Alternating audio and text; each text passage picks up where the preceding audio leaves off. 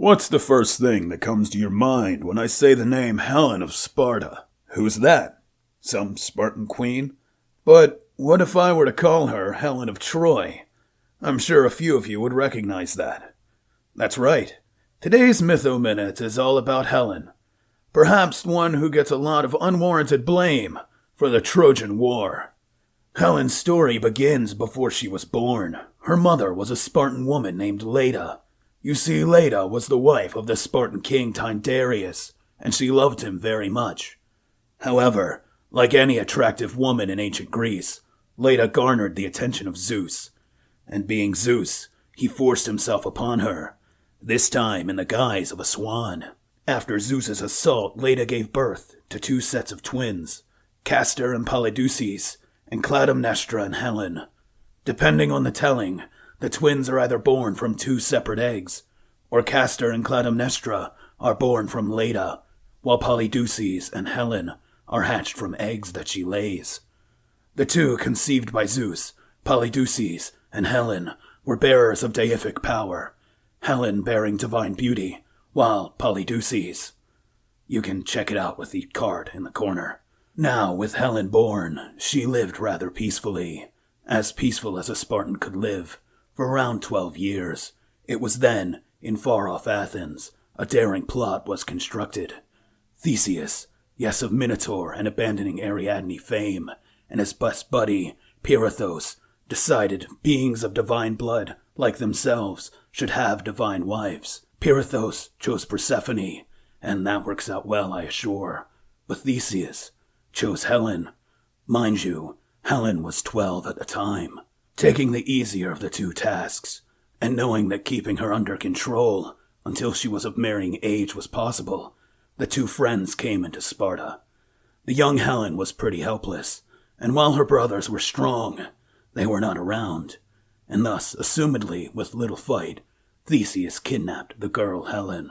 Theseus left the kidnapped girl with his mother, and then ventured very poorly with his best buddy to Hades to get Persephone, where they both remained trapped, until Heracles came and gave Theseus a get-out-of-hell-free card.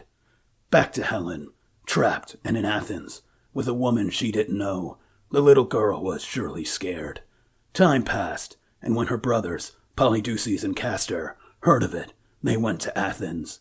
Accounts described much in terms of discourse amongst the Athenians, as a raging son of Zeus, who, mind you, can shake an island, came storming through alongside Castor, who was also more than capable. Needless to say, they retrieved Helen and took Theseus's mom back to Sparta with them. Turnabout is fair play, I suppose, and that is probably the case looking at Spartan culture. Sometime later, the abduction surely present in her memory, Helen, now older and even more beautiful, found herself in the crosshairs again. This time with a prince of Troy, Paris. Paris had his own story to tell, but in short, years prior there was a wedding, and all of the gods were invited, except for Eris, goddess of discord. Good move at a wedding. She, however, party crashed anyway, and being the goddess of discord, left a golden apple, the apple of discord, and on it was written, "For the fairest." Aphrodite and Hera and Athena were all taken by the words, and as the name of the apple says, they grew discordant amongst one another. Zeus, unwilling to make the call, left it upon a fated mortal, named Paris. Years later, Paris was called to make the call, and was offered things by all three goddesses, to deem them the fairest over the other two. Aphrodite's offering was the most enticing for the young prince, the world's most beautiful woman.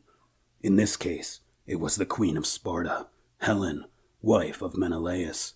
Some tellings have Aphrodite taking Helen to Troy herself, a notorious waifu shipper as she was. This is the version I believe in. Others have Paris entering Sparta and kidnapping Helen himself, a traumatizing event, I assure.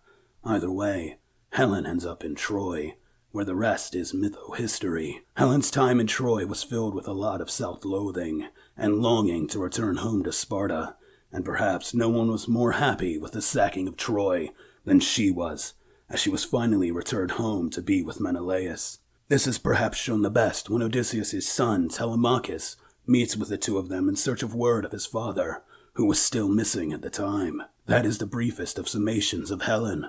A shame her story is one that is purely about being a damsel in distress. But so be the times of an ancient Greek woman. For now, though, I bid you all farewell. Stay curious, my friends.